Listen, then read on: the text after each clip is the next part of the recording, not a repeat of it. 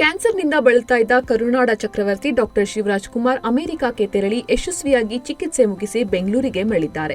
ಇದೀಗ ಸಂಪೂರ್ಣ ಚೇತರಿಸಿಕೊಂಡಿರುವ ಶಿವಣ್ಣ ಕೆಲ ದಿನಗಳ ವಿಶ್ರಾಂತಿ ಬಳಿಕ ಚಿತ್ರದ ಶೂಟಿಂಗ್ನಲ್ಲಿ ಮತ್ತೆ ನಿರತರಾಗಿದ್ದಾರೆ.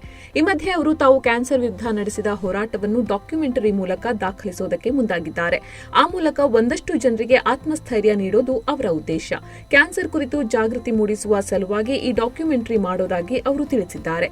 ಮೂತ್ರಕೋಶದ ಕ್ಯಾನ್ಸರ್ನಿಂದ ಬಳಲ್ತಾ ಇದ್ದ ಶಿವಣ್ಣ ಸ್ವಲ್ಪವೂ ಧೃತಿಗೆಡದೆ ಅದರ ವಿರುದ್ಧ ಹೋರಾಡಿ ಇದೀಗ ಫಿಟ್ ಅಂಡ್ ಫೈನ್ ಆಗಿದ್ದಾರೆ. ಹೀಗಾಗಿ ಒಂದಷ್ಟು ಜನರಲ್ಲಿ ಕ್ಯಾನ್ಸರ್ ಬಗ್ಗೆ ಇರುವ ತಪ್ಪು ಕಲ್ಪನೆ, ಭಯವನ್ನು ಹೋಗಲಾಡಿಸಲೆಂದೇ ಅವರು ಡಾಕ್ಯುಮೆಂಟರಿ ರೂಪದಲ್ಲಿ ತಮ್ಮ ಅನುಭವವನ್ನ ಬಿಚ್ಚಿಡಲಿದ್ದಾರೆ.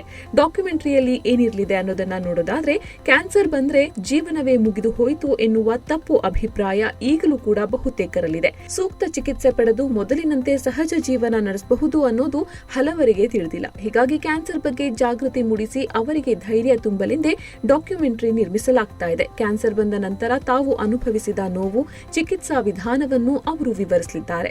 ಡಾಕ್ಯುಮೆಂಟರಿ ಬಗ್ಗೆ ಈಗಾಗಲೇ ಒಂದು ಸುತ್ತಿನ ಮಾತುಕತೆಯೂ ನಡೆದಿದೆ.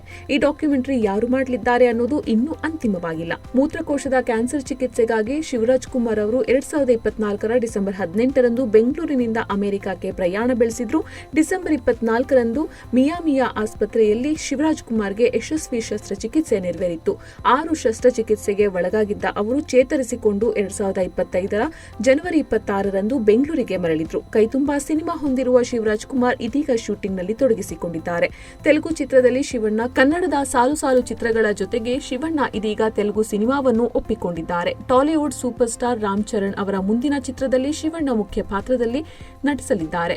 2021ರಲ್ಲಿ ತೆರೆಕಂಡ ತೆಲುಗಿನ ಉಪ್ಪೇನ ಚಿತ್ರದ ಮೂಲಕ ಟಾಲಿವುಡ್ನ ಗಮನ ಸೆಳೆದ ಬುಚ್ಚಿ ಬಾಬು ಸನಾ ನಿರ್ದೇಶನದಲ್ಲಿ ಈ ಚಿತ್ರ ಮೂಡಿಬರಲಿದ್ದು, ತಾತ್ಕಾಲಿಕವಾಗಿ RC16 ಎನ್ನುವ ಟೈಟಲ್ ಇಡಲಾಗಿದೆ.